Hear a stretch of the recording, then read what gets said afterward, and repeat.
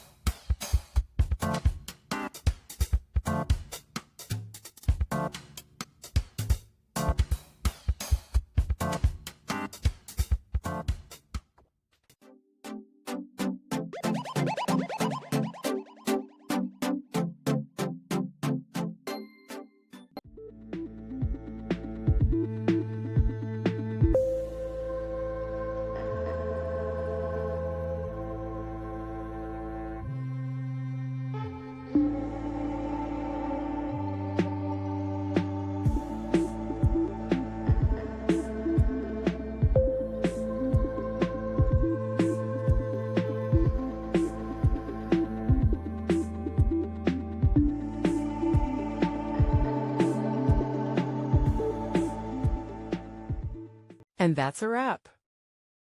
I hope you found the answer you were looking for. If you did, take a second to hit that subscribe button. It really helps out. And let me know in the comments which solution worked best for you. See you next time in the debug zone.